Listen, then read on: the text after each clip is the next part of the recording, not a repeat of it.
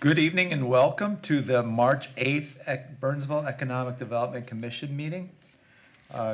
Looks like we have an agenda this evening having 4 items. The first item is adoption of the agenda, adopt the minutes, review assignment and assumption between KSH and Chase Commercial Properties, and then updates. Afterwards, we'll adjourn to a work session. No work session tonight, Mr. Chair. Okay, no work session. Anyway, the first item on the agenda is the adoption of the agenda. Does anybody have any changes they'd like to make to the agenda? So moved. Move to approve. Move to approve. Any seconds? Second. Go ahead, Brad. Any discussion? All in favor? Aye. Any opposed? Okay, you also should have received a packet with information, including the minutes from last meeting in January. Any discussions or questions or amendments to those minutes? Okay, can I get a motion to approve the minutes from January's meeting? So moved. Can I get a second? Second. Motion's been moved and seconded. Any discussion? All in favor? Aye. Any opposed? It is unanimous once again. And to item number 3, we have, Excuse me, Mr. Chair. yes, You also in your packet have the minutes from your February 8th work session.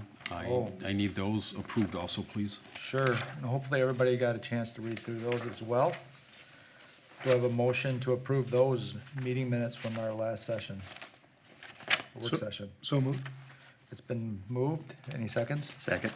All in favor? Aye. Any opposed? Didn't think so.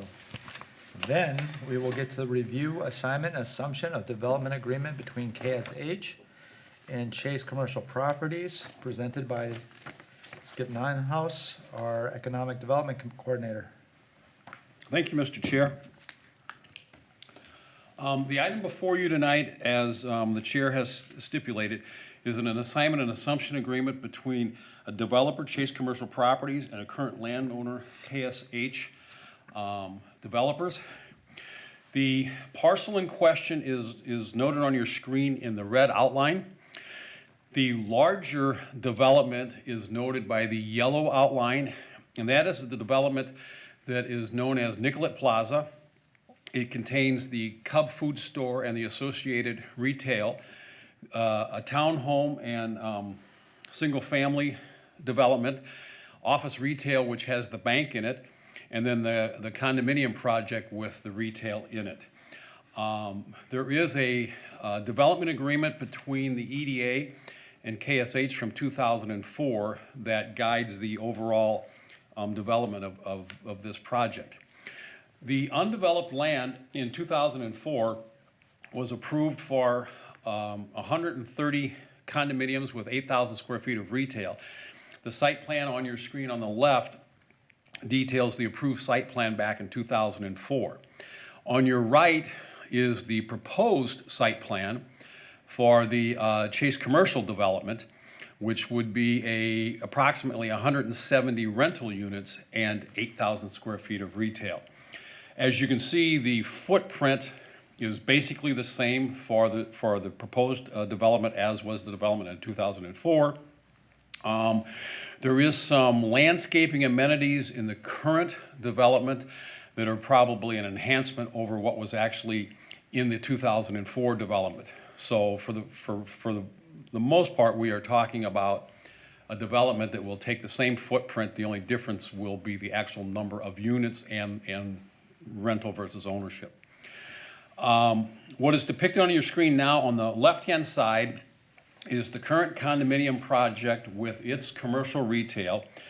On the left side is a sketch drawing of the proposed rental product with its 8,000 square feet of retail. They are not exact mirrors of each other. In the original development contract, they would have been mirrors of each other. But if you look at the two pictures, similar materials, similar colors, similar structures, so the similarity will be very, very close. Little comparison between the 2004 approved project and what is now proposed. The property was owned by KSH Development, who still owns the condominium project and the townhome project in this development area. The EDA needs to approve the sale to Chase Commercial Properties for this to take place. All of the development contracts between the EDA and a developer always have a clause that the developer cannot transfer the property without the EDA's approval. So the first step in the assignment and assumption clause is the actual assignment of the property to Chase. Originally, 130 owner-occupied units. Current proposal is at least 170 rental units. Two changes there, obviously, more units, rental versus ownership. Original proposal, 8,000 square feet of commercial space. The proposed new development originally called for 8,000 square feet of commercial space. There has been a slight change. Staff facilitated yesterday morning a meeting between Chase Commercial Properties and HJ Development, who is the owner of the retail portion and the office, the bank office portion of this development area. HJ has expressed some concerns regarding the density of the new development, especially as it relates to the number of parking stalls being proposed by the developer versus what HJ feels should be needed for this type of a development. HJ's concern is, will the development result in some spill into the, what I would call the retail parking area of the development? The city and the EDA this morning received a letter from Chase Commercial requesting that the commercial space part of the agreement be removed, and the assumption is that they would replace the 8,000 square feet of commercial space with some apartments. And that we received about mid-morning this morning. So there's a little bit of a change in what Chase would now like to propose. In the 2004 contract, I should say actually in the Fourth Amendment to that contract, there is a construction commencement date for the then 130 condominium units of December 31st of last year. The new agreement has a construction commencement for the rental and commercial space of July 1st of this year. The Fourth Amendment to that 2004 contract called for construction completion by December 31st of next year. That construction completion date will be the same in the assignment and assumption agreement that is before us. And in the 2004 contract, TIF payments are being made to KSH Development. One unique aspect of this TIF contract is KSH gets their increment, their TIF, off of the development that they have done. They also get the TIF payments from the shopping center development owned by HJ Development. And that was a concession back in 2004 to KSH due to some land costs associated with the land that they were buying, and the original landowner of all of that land was Opus Development. The assignment and assumption agreement calls for the TIF payments to continue to go to KSH, and we believe that there is either a private agreement in place or there will be a private agreement in place in which KSH will make some payments to Chase commensurate with the amount of increment Chase would have gotten had they had a TIF contract themselves. The apartment proposal, by the time it's completed and everything else, probably at best would only be about 2 TIF payments available to it, because the district in the heart of the city does decertify in 2019. So the amount of payment we're talking about here is somewhat negligible in this contract, which is why Chase was not concerned that the EDA would make TIF payments to them. As I've pointed out, as of yesterday morning, HJ Development has expressed concerns about the density and the parking that exist. And at that meeting, there was some discussion about maybe possibly eliminating the commercial space.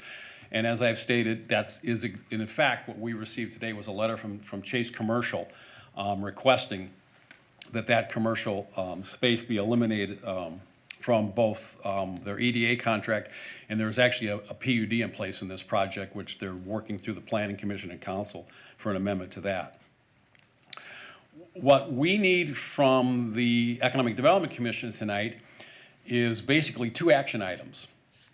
We need a recommendation on the current proposal, which is what we would call the apartment complexes and the commercial. That's basically the proposal that we have plans for, that our planning department has plans for.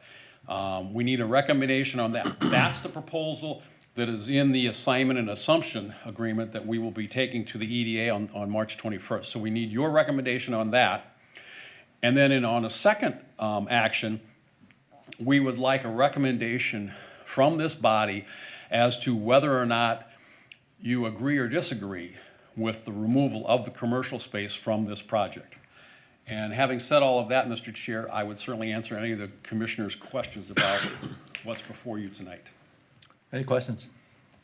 I've got a couple. Now, these originally were going to be for purchase condominiums. Now they're going to be rental apartments. Correct. Now, do we know what the style of the apartments are? Are they, what's the breakdown? Are they going to be studios, 1 bedroom, 2 bedroom?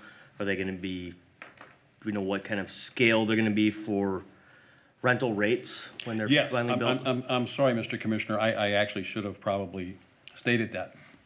The proposal before us is for what would be described as high amenity apartments. These apartment complexes will have workout facilities, a swimming pool, a concierge, rooms in which you can have parties and everything else. Chase Commercial Development is started out actually as a home builder, and they are a Burnsville company. They're officed up on County Road 42. They started out as a home builder. They then actually migrated into the condominium market. And the Parkcrest condominiums in the heart of the city, which is where the JoJo's and the bridal shop is, that is a Chase product. And then when the condominium market somewhat subsided, they gravitated into high-end amenity apartments. And I believe they have 4, possibly 5 projects in the Twin Cities. The closest to us is the new apartment complex over in Eagan by the Outlet Mall. That is a Chase product. And all of their products fit into what is this loosely determined as a high-end development. They believe that their product is attractive to, interestingly enough, 2 types of people at somewhat opposite ends of the age spectrum. They believe their apartment complexes are attractive to what we loosely describe as the millennials. And then they believe their apartment complex is also attractive to empty nesters looking to stay in a community but get away from the maintenance and everything else of the property. Their complexes traditionally have more 1-bedroom apartments than a typical apartment complex may have. And it is because of what they believe is those 2 ends of the spectrum of their marketplace, the young millennial and or the empty nester, both of which probably only need a 1-bedroom. They also feel that the way they lay out their product is you need less, quote, living space to live in because you utilize all this community type space. So the person that's attractive to their product is also the type of person that wants to go into the community room and talk with other people in the apartment complex, wants to utilize the pool and the workout facility. So they're the type of people that want to socialize a lot. The concierge will plan trips and those sorts of things. So it somewhat becomes a community unto itself. I cannot give you the exact rental rates, but we are probably talking, most of those apartments are probably going to be somewhere in the $1,200 to $2,000 per month. Put that in perspective, I think the average apartment rental in Burnsville right now is about $900 to maybe $1,000. So they will definitely be above market for what is typically in Burnsville. Mr. Turner? Kind of a 2-part question, just because one leads to the other, but there's a issue statement in the in the agenda report for this item regarding approval of construction of apartments, rental versus owner occupied, the 70-30 rule, which I believe is a city rule, not, I don't believe it's specific to Heart of the City. But I thought that there was some Correct. unique restrictions. Commissioner, for probably at least 20 years or more, the goal, a stated outcome of the city council was that we would have 70% owner occupied and 30% rental.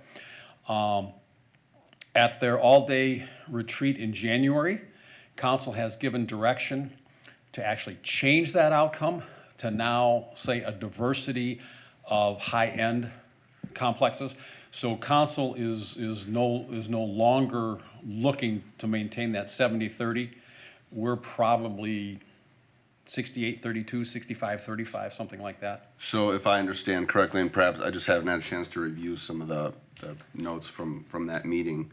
So does that mean that each construction opportunity for a rental property is just gonna be evaluated on a case-by-case basis to determine whether it is supporting high amenity, low amenity, different demographics? Yes. So it's, okay, so it's just kind of ad hoc as it's gonna Yes. come up, we're just gonna Because think there about it. actually is no available land right now that is zoned to allow high density that isn't currently under a contract with the EDA or the city calling for owner occupied. So each Yep. one of those would be a case-by-case basis. Okay, that's, my understanding is that was a long-standing policy, that's why it's Correct. important to just underscore that. So related to that, because I have property in Heart of the City, Correct. do you know how many properties in the surrounding buildings to this development are occupied? In other words, does that make sense? Are all the other buildings around that have either condos or apartments, how many of them are vacant? Off the top of my head, Commissioner, are you focusing on Heart of the City? Yeah, Okay. yep, yes. In Heart of the yes, yes. City, you have Grand Market Plaza, which is an apartment complex. Right. That is 100% occupied and typically has a waiting list. That also, because of its financing, is guided for 40% affordable. If we come over to the other side of the street, you have the Park Crest condominiums. There are 91 condominiums, all of which have been sold. I'm assuming they're all occupied. The Uptown Landing project is 37 condominiums, I believe, off the top of my head. right. All of those have been sold, so I'm assuming they are occupied. You have Nicollet, well, if you go down, you have the villas of Burnsville, which are Right. townhomes. Right. With the new construction of the last four, there are 14 of those. I believe 12 of those have been sold. I think 2 of the new construction are still available. Then you go down to the area that we're talking about. You have the Nicollet Plaza condos. There are 71, I believe, of those. And if all of them are not sold, we're probably talking 1 or 2 at most that are not sold. And do you know of the condo properties, how many, I think you're right, I know at least for Uptown Landing, they're all occupied, but a number of them are being rented out. Do you know? I believe Okay. so. Just little history on this. Each one of the condo and townhome projects in Heart of the City started out with a development contract between the city or the EDA, whichever entity was involved, and the developer that called for owner-occupied condos, owner-occupied townhomes. You need to remember that that was a contract between the city and the developer. Once the condo was sold to be owner-occupied, Get what they want. that subsequent owner did not have a contract with us, so if they moved or whatever, there was no restriction. They could rent that out. Is there a possibility that a condo somewhere in there got sold and was never owner-occupied and rented? Possible, yes. And then that's not why I asked the question. It's simply just a heart of the city is interesting because it's high density, a lot of properties. You have a lot of condos that are being owned, that are being rented out. Absolutely. And now we're talking about adding another 170 units. So what will that do to either current condo owners? I still want to know. I bring all this up to ask another follow-up question. I see that in the initial agreement between the EDA and KSH, the timeframe for construction has been delayed or amended, I guess, what, 3 times, I think? Times, correct, Commissioner. To what extent do you believe that there will be an amendment should we recommend this agreement? That there may yet be another delay from Chase? I couldn't say anything with 100% certainty, but I would say with 90-plus certainty, there would not be another amendment. And the reason I say that is, at the meeting yesterday that we facilitated, one of staff's suggestions was to postpone for a couple of weeks or possibly a month, because this item obviously is coming before you tonight. It goes to Planning Commission on Monday. And we received a letter from Chase this morning saying they do not wish to postpone action, but they would like to have the retail component removed. So I would tell you with 90+%, I doubt seriously if they would amend and not build. The only exception I would say to that is there apparently is a private agreement between HJ Development and KSH Development that gives both, we believe, the right to approve any development on their properties.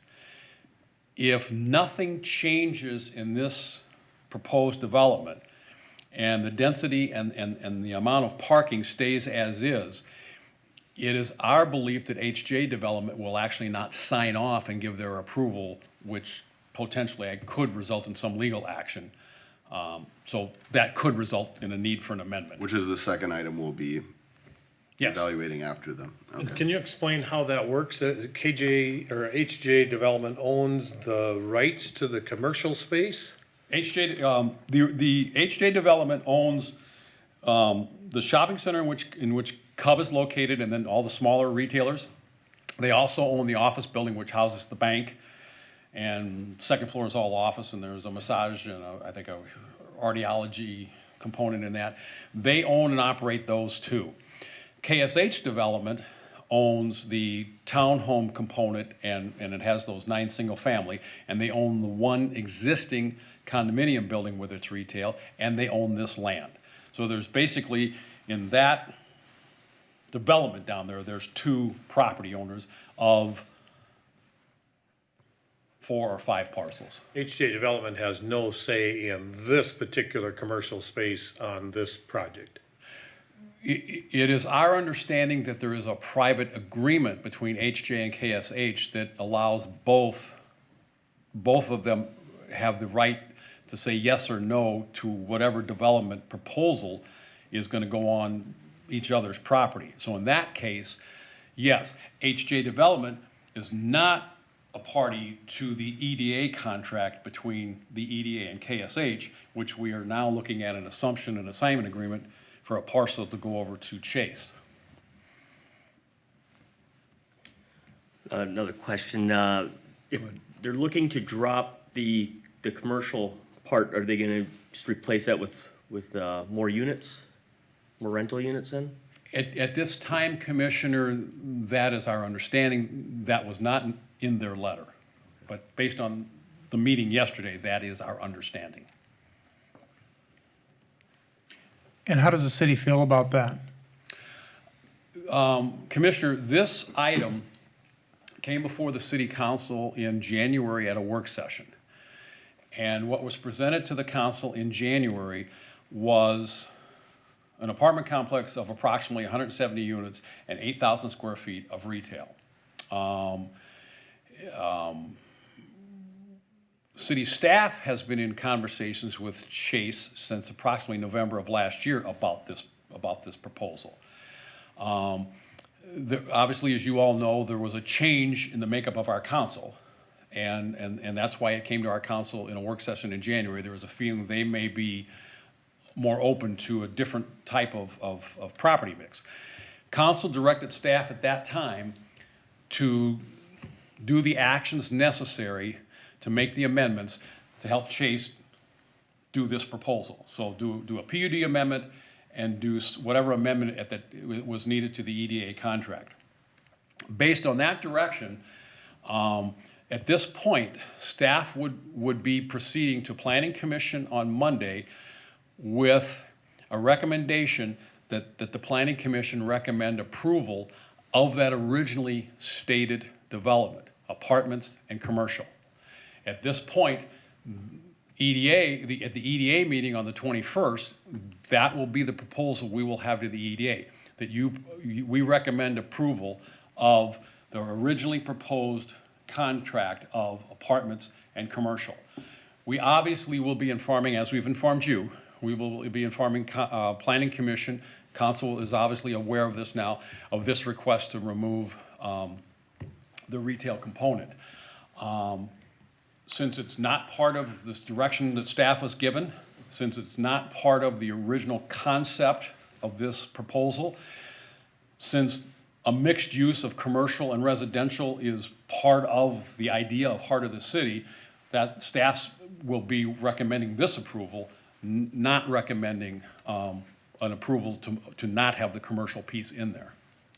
Go ahead, Commissioner Chair. Can is that the choice? Is it 8,000 commercial or 0 commercial, or can there be 4,000 commercial and X number of parking spots? The issue is parking, right? It's not the addition of commercial spaces, although HJ may be concerned about that link as to the well. commercial, Commissioner, is that when you look at the needed parking spaces within our zoning, retail generates a certain amount of parking spaces. Right. There is some feeling, I believe, on Chase Commercial's part, that if they removed the commercial space, that would reduce some of the parking need and maybe get closer to what HJ feels should be the amount of parking provided by this development. As of tonight, city staff has no idea whether removing the commercial will or will not satisfy HJ's concerns. We have not heard from HJ on this. Mr. Weber? Can you go back to the pictures, the drawings? One showed pretty specifically what the parking would be. There's probably a faster way to do this if you know technology better than I do. Okay, 100, I missed that. So 50 surface stalls, 170 underground. And Yes. if they're saying 170 units and predominantly one bedroom, that would, Yes. And maybe I misunderstood. Are the 50 surface stalls, are those intended to support the commercial as well as the residential? Yes, as Space. is on the plan on your right, Commissioner, this yellow area, which is the commercial, there will be parking along here similar just to like the what parking HJ that has. exists right across the street. So the parking along here, plus some of this, will substantiate the retail, as it will also help substantiate any condominium parking. Obviously, there's a possibility that you could have a one-bedroom apartment with 2 people and 2 cars. Chase has told us that in their product, in their underground parking, they typically, the stalls that would typically get rented to the 2-bedroom apartments the stalls are typically constructed in such a fashion that you can park actually 2 cars in them. So when it says 170 underground, it may be actually able to park more than 170 cars. And that was actually something that staff was not aware of until this meeting yesterday morning. Skip, have you received any feedback from any other businesses nearby or any other properties or? The unfortunate piece of this, Commissioner, is that The developer did hold a kind of a neighborhood meeting here at City Hall last week or the week before, I forget which. At that meeting, the majority of the questions that they received were how many bedrooms, what's the cost, what kind of amenities, all of that kind of. The actual only concern expressed was the representative from HJ Development was there and expressed their concern about the parking density. Other than that, I actually had a resident of the Villas of Burnsville, which is the townhomes, last week at a chamber function, wanted to know if there was a possibility that the height of this project could block their view of downtown. It probably could. It was an interesting conversation because the young lady felt that that was not something she was gonna be nuts about having her view blocked. And the young man said, anything's better than looking at that empty weeded lot. Right. Right. So there was probably different feelings there. The unfortunate thing is, this plan to not have the commercial was not part of that neighborhood meeting. This basically has come up within the last 24 hours. And the wrinkle is, just to make sure I understand it, is that should the EDA approve the assignment and assumption as proposed in the report, the risk is that HJ may object to the agreement going through. Actually, HJ has no authority to stop that agreement, but this private agreement, Right. they could withhold their approval. And without having actually seen the private agreement, it is our understanding that the private agreement basically says a development can't take place without the other side approving that Okay, development. so technically, my statement was kind of, is not right, but kind of generally, it's accurate in the sense that There is a way they can object. HJ can Yes. object to the development, Yes. not the agreement. Yes. To the extent the commercial requirements remain in the assignment and the assumption. They can, but again, I would remind the commission that while this was part of this discussion yesterday morning, city staff has gotten no indication from HJ Development that the removal of the commercial piece would in fact cause them to say, yes, we approve this. I think Chase is viewing it as a way to lower the needed parking stalls. Will that lower it to a point that HJ would be comfortable? At this point, we do not know the answer to that. Sure.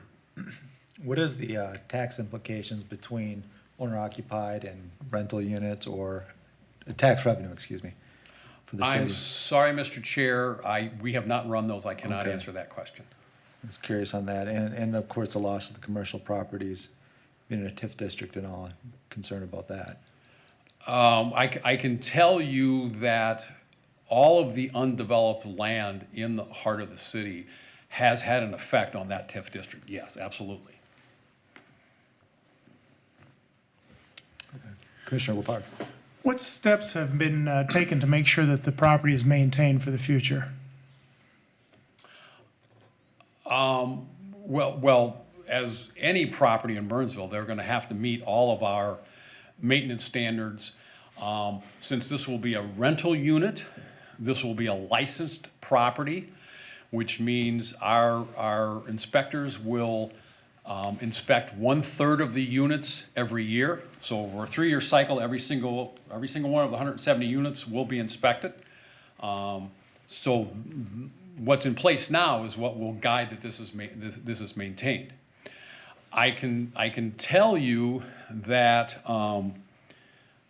in the past, if this undeveloped piece, if the grass, weeds, whatever you want to call them, have not been maintained, one of the things the EDA has done, it has threatened to not give KSH their TIF check, which typically, if the grass has not been maintained, has resulted in the grass being maintained. So, I mean, this rental project will be under the same scrutiny that all of our apartments and all of our rental projects are in the city of Burnsville, which came into place 3 or 4 years ago. We created the rental licensing with all the teeth in it and everything else. Commissioner Rivers. What are the parking requirements for an apartment complex, whether the condominiums or rental apartments with the underground and the surface stalls? Is there a ratio like retail? There is a ratio. This is gonna get a little convoluted. My planning department tells us that the current proposal with 170 rental units and 8,000 square feet of retail, if you utilize the parking calculations as stipulated in the heart of the city, which actually revert back to the typical parking stipulations for apartment buildings and rental, would result in, I believe it's approximately the need for about 400 parking stalls. Now, interestingly enough, the PUD agreement that's in place, which right now is looking at 130 owner-occupied condos and 8,000 square feet of retail, already granted a deviation from what would have been the calcs for 130 condos and 8,000 square feet of retail. And the number in the PUD agreement is, I believe, somewhere in the 280-something parking stalls are called for in the PUD agreement.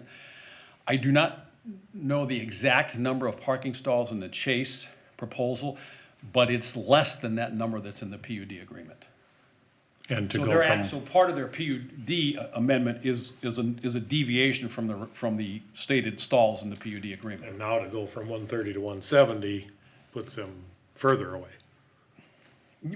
In effect, what they're doing is going from 130 to 170 and are requesting less parking stalls than the 130 call for. Now, having said that, I should inform the commission that in the past, the city has relied on the expertise of the developer.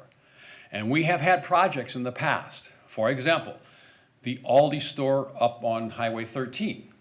When Aldi came to us, they brought their information because they build Aldi stores all over the country. And they said, we don't need the parking that your zoning calculations call for. And council granted them a deviation on that project because of their knowledge of their product. That's what Chase has done with us. They have said, we have built these kinds of complexes around the Twin Cities. And in some cities, for example, in St. Paul, we have argued, we need more parking than your ordinance calls for because your calc is a small calc. Here in Burnsville, we're telling you we need less parking than your calc calls for. So it is not out of the ordinary for our city council to grant a deviation based on the experience level of the developer in question. And the assumption obviously always is, developer probably is not gonna build a development that will then cause them problems from a parking perspective. Mr. Chair? Go ahead. I was just gonna say, so HJ's concern regarding parking, is that specific to the parking? You mentioned there was concern that consumers might park in their parking spots and then walk over. Maybe I misunderstood. Is that just on East Travelers Trail that HJ is concerned about? Are they concerned about all the parking spots in front of Dickey's and then? I believe HJ's all back right concern up is that, north of the the current parking may not be enough parking to accommodate the retail, the renters of the units, and at any given time, their guest. And if a significant amount of that spills into what they would consider to be their parking lot, that could then obviously impact the retailers they have leased space to. I'm ready to make a motion. Commissioner LaFarge. So I've had a chance to look at some of the new product that is being built around the cities. And most recently, I looked at one, and almost all of them have provisions for bicycles and cyclists in particular. And I've been told that one of the most popular rooms in the new developments is the bicycle repair room. And then great provisions are being made for bicycle storage and so forth.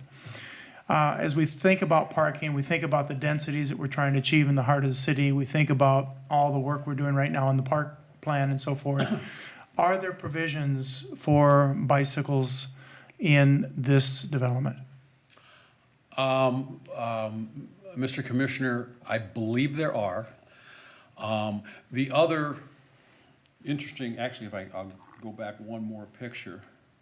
The other interesting component to this is you notice on this picture, by 2019, it is hoped that there will actually be 2 transit stations in the heart of the city for the Orange Line.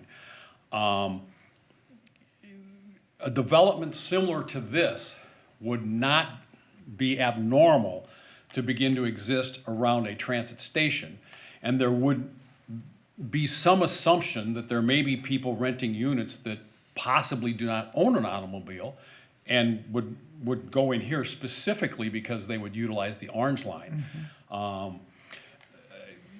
We have no experience with this type of transit yet, so we cannot confirm or deny if that's how it'll exist in Burnsville, but that is not atypical for it to exist, for example, along the Green Line in St. Paul and Minneapolis.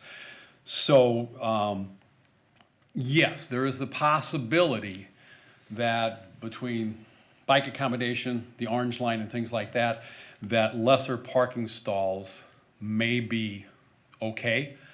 Again,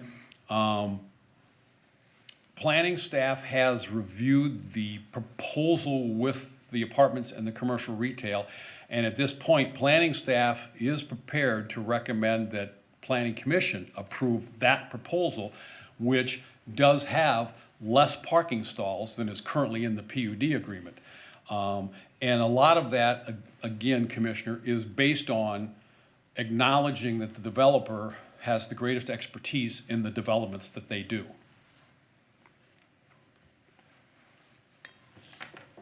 Any other questions?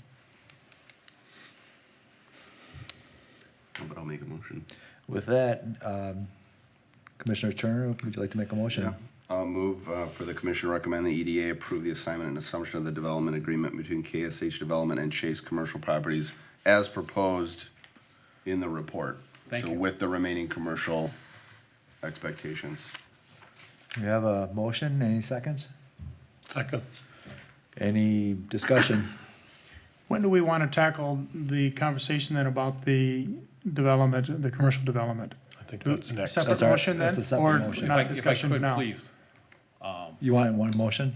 No, 2 motions. Two motions, motions, that's what I'm okay. thinking, Yep, yes. okay. Okay, any other discussion? All in favor?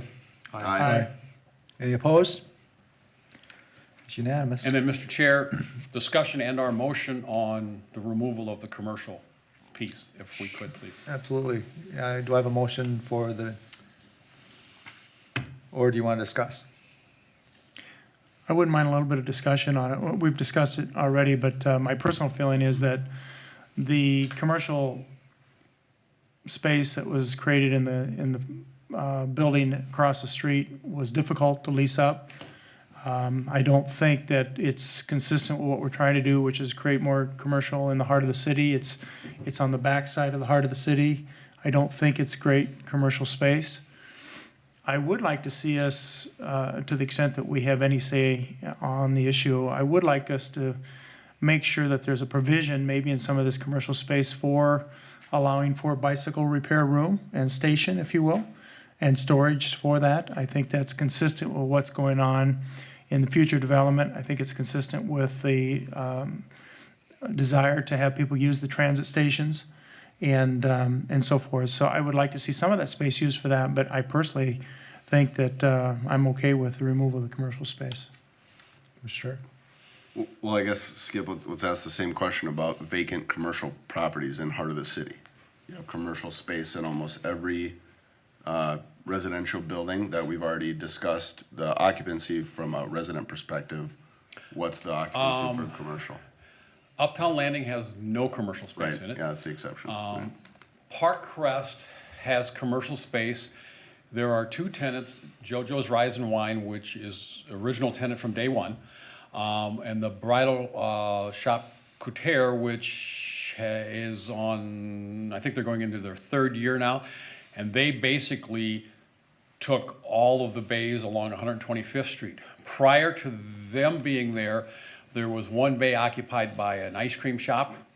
The ice cream shop was there for a year or two and went out of business. The other 4 bays were never occupied until Bridal Shop.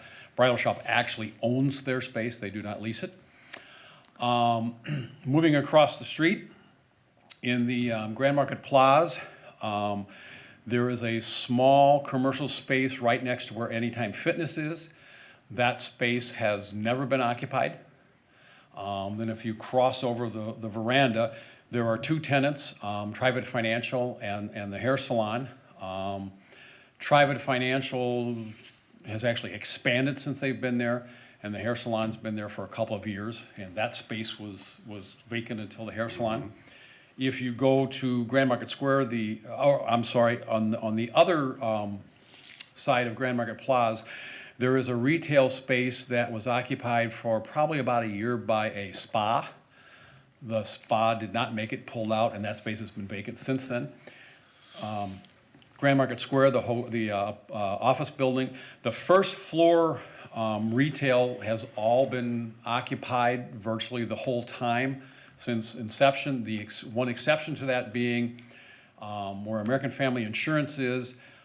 That space had been vacant for a while. That space was occupied for a couple of years by Renaissance Floral. Renaissance Floral did not make it there, and then the space was leased by American Family Insurance. Nicollet condominiums in Nicollet Plaza, the condominiums and retail right here. All of that commercial space is currently occupied. That is also owned space. It is not leased space. The office retail, the first floor, which is primarily the bank, that is 100% occupied. The second floor, which is basically office space, I believe there may be a couple of offices up there that are unoccupied. At different points in time, I think almost all the office space has had a tenant in it at one time or the other. Over in the major retail, obviously Cub takes over the lion's share of that, and I believe except for one bay, all of those bays are currently occupied. And a number of those bays have always been occupied by the same tenant. There's a couple of them that have turned over. I think I've covered them all. Yeah, that's helpful. And for the potential commercial spaces on the site, what would they be zoned for? Is it just office space? Could it be Office or retail. food or, okay. So retail meaning, It could be any of the commercial that's allowed in heart of the city, which is basically any commercial that you'd find already in heart of the city. The private agreement between HJ and KSH does have some exclusions in it for certain types of retail. So there's some exclusions that would keep, for example, there wouldn't be a second grocery store there. So there are some exclusions from there's gonna be no Trader Joe's in this project. There are some exclusions. The exclusions are minor in fashion. I don't see the exclusions causing this retail any problem. I do think the retail in this project could be very similar to the retail in the existing condominiums in that it would be retail/office service.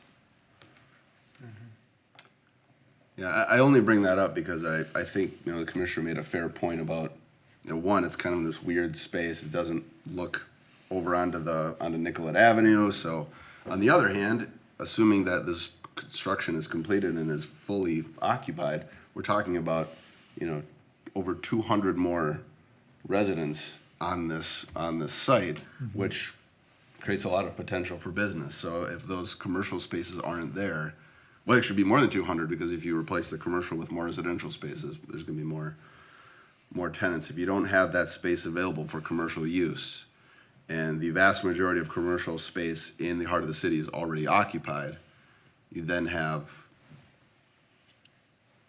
just, that creates its own issue, good, bad, or otherwise. So that's what I'm trying to just understand, just from the city's perspective. You guys evaluated that, look, based on growth of heart of the city, based on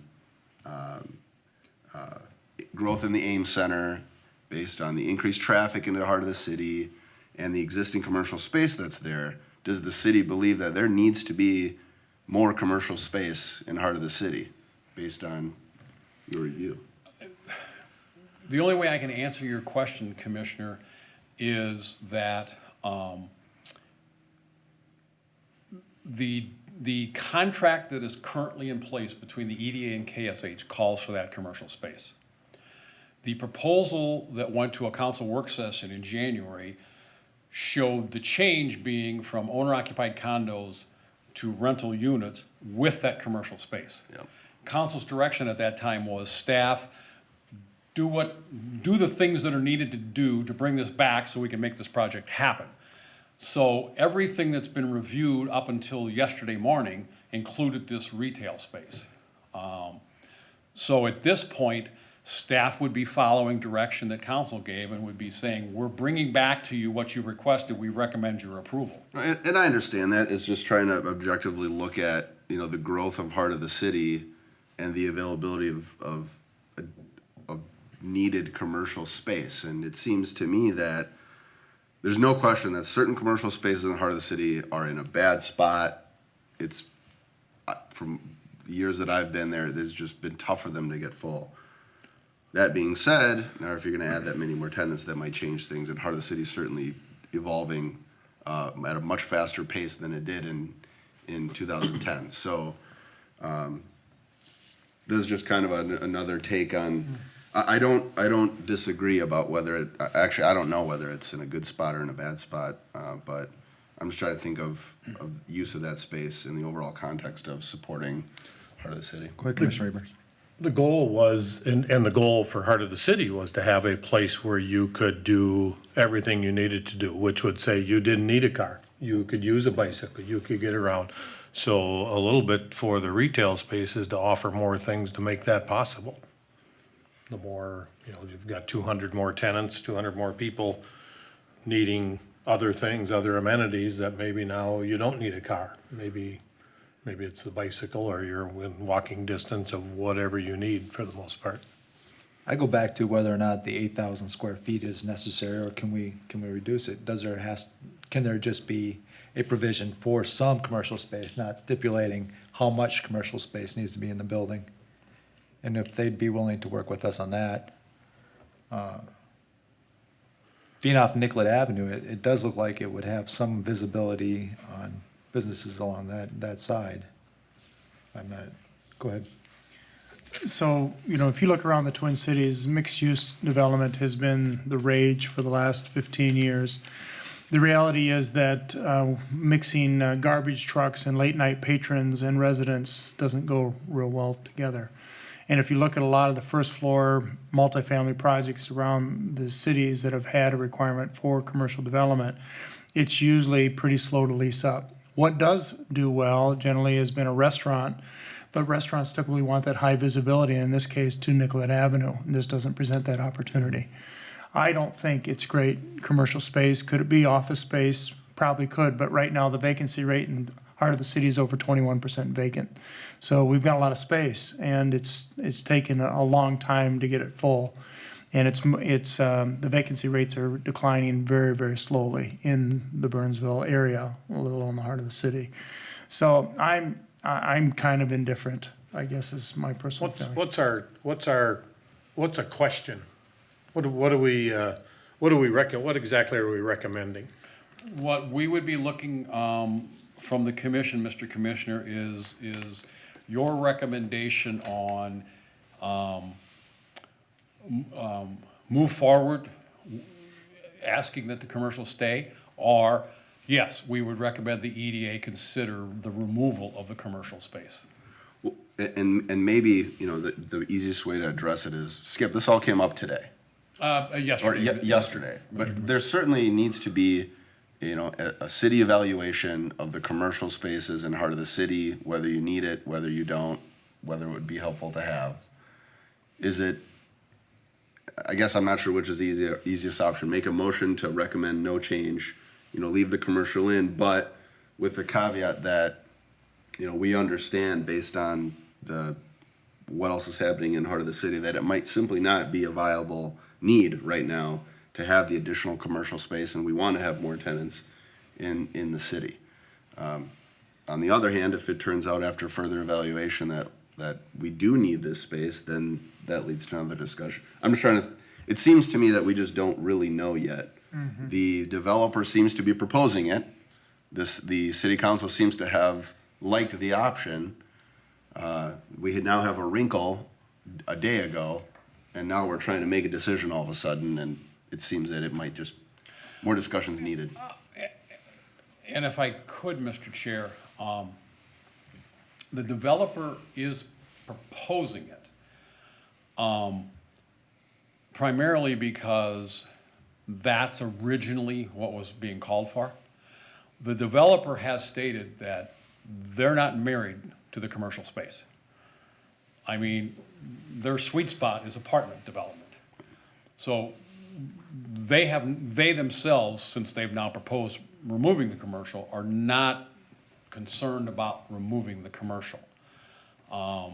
The issue is probably what does city council want?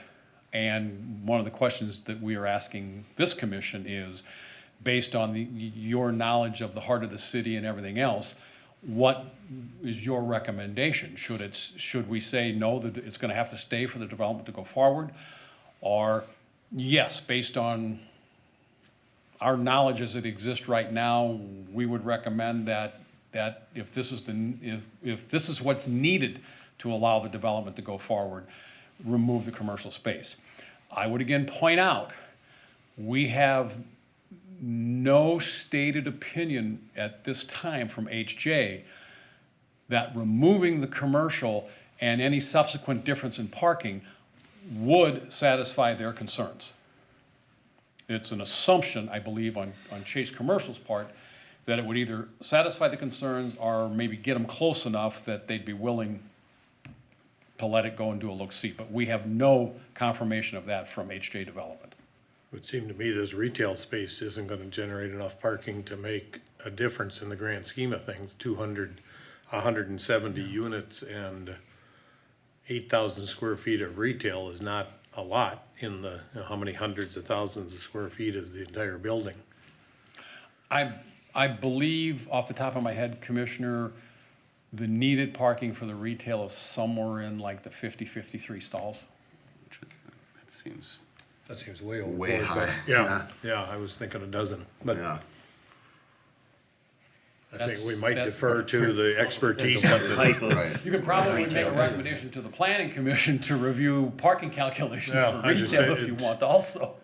Relative to what's to the, directly to the east, the other building, I don't know what the name of it is, we're labeled condos retail. A dozen parking spots out front of those businesses never seem to be full. I think they're successful businesses, but I don't think they require a lot of I parking. would agree with you, Commissioner. I would also point out that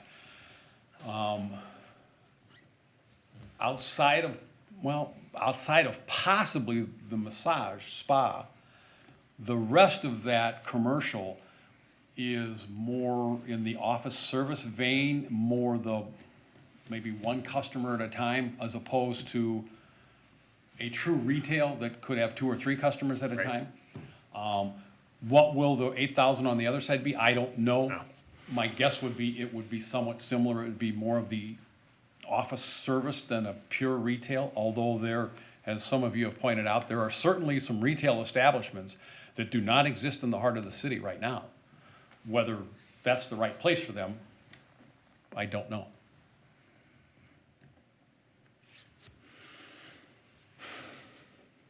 Well, I'll make the motion to retain the requirement that commercial development be part of or recommend that the EDA require commercial development as part of the assignment and assumption. But I think it's safe to say that, we want the commercial space to be part of the deal if it's gonna be full. And that is the difficult choice, but at this point in time, based on where we are in the process, I'll make that motion. We have a motion. Any seconds? I'll second that. Can you restate the motion then, please? The motion would be to recommend that the EDA continue to require the expectation for commercial development as part of the assignment and assumption of the development agreement. So essentially, leave it as is, not remove it as a condition. Any discussion?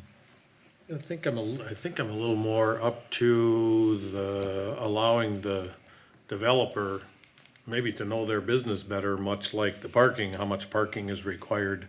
Is that retail necessary? I would assume if they're offering to take it off the table, so to speak, maybe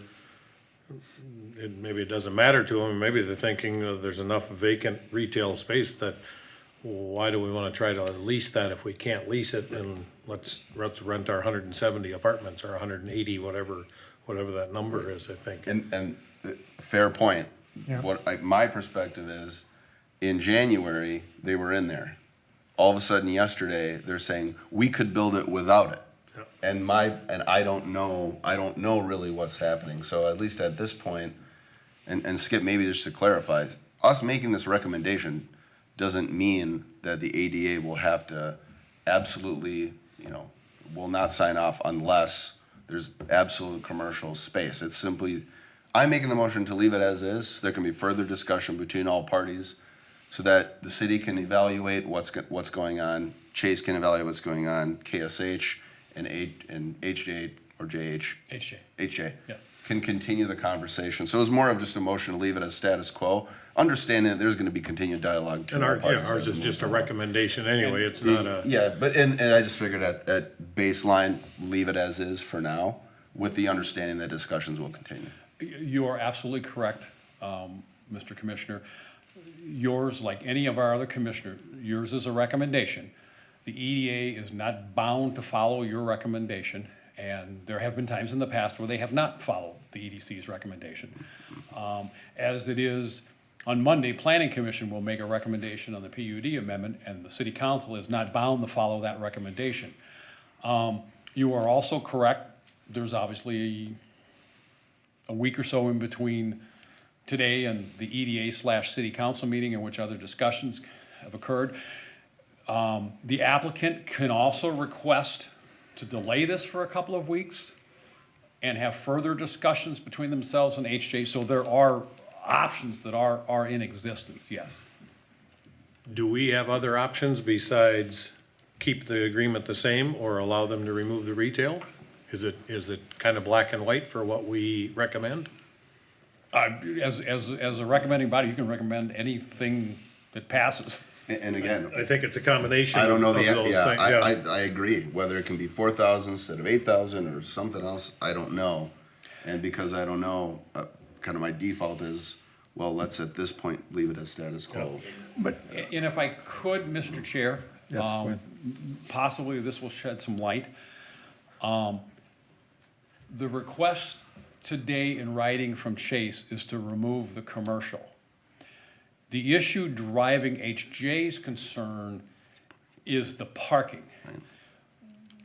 We, at this point in time, do not know if the removal of commercial Right. satisfies HJ's concern. So I would caution you not to get solely focused on commercial. That is just a tool that developer is putting out there right now, thinking this might move them along. It may not move them along. We don't know one way or the other at this point. Commissioner LaFar? Well, I'm thinking about the motion, and it implies that we're saying that we really believe that the commercial should stay. I think that's kind of the message that goes to the planning commission.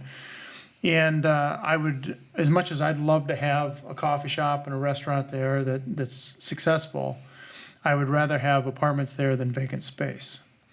And so I think I'm uncomfortable with that motion because I would like the planning commission to know, from my perspective anyway, that they need to do their due diligence on this and make a decision ultimately on what is the best to do in conjunction with the developer. We don't have the benefit of being able to talk to the developer and really getting a sense for their confidence in the market and so forth, but I just have some hesitancy based upon our recommendation with that motion. This, to address your concern, this heart of the city area is leased, if I remember the specific buildings. It's pretty much fully leased. Retail, the retail The portion. retail is, at worst, there may be one bay by Cub that's not leased. I'm not positive. The rest of it is leased, except the office retail, the second floor of, which is office. I believe there's a couple of office spaces up there that are not leased. It was, Also, I think kind of the purpose of your motion, and correct me if I'm wrong, is keeping it status quo for now. That's our recommendation tonight because we don't have all the information just to say, Yeah. oh, which is, recommend not doing retail because that was the original plan, was having that retail space. So until there's more information on why they don't, or justification, which is keep it status quo for the time being. that's essentially correct. It does presume that the requirement would remain in for the commercial, but yeah, I that's why I try to kind of caveat that I think the discussions will continue. I think it's important for the city to evaluate the need for commercial space and whether the vacancy rate, is at a point in which maybe it's not. And I don't know the answer to that. I don't know to what extent the city can be involved in making that evaluation, or the EDA and getting in data on that topic. But it was simply more of leave it status quo because we just don't know enough yet. For example, if Chase is removing the commercial simply as a opportunity to appease HJ, which we don't know, but we think we do, but we're not sure yet, then I don't really know if Chase is making the developer decision to say, no, we, in our good judgment, we don't think it's necessary for Heart of the City. I don't think we know that yet. I would agree with you, Commissioner. I would only say that the retail piece has always been part of this project. It was presented in January to council as part of the project. Council's direction was to make it happen with it part of the project. So I think without having an outside consulting firm come in and do an exhaustive study of retail possibilities in Heart of the City, at this point, it would appear that we believe the retail is part of this picture. Yeah. And I don't. And the end judgment is city council and EDA. Right, and I don't think I'm proposing, I don't know if anyone's proposing a full third-party consultant evaluation, but we also don't want empty, vacant commercial spaces. It would impact the, potential tenancy in the building. It could have other downstream implications for Heart of the City as well, so that's why I think it's the commissioner makes an extremely fair point. But it's more of just uncertainty at this point that I'm making the motion. So Commissioner, could we amend the motion to say the EDA prefers commercial development, but acknowledges the importance of the viability of the commercial zoning as determined between the developer and the planning commission?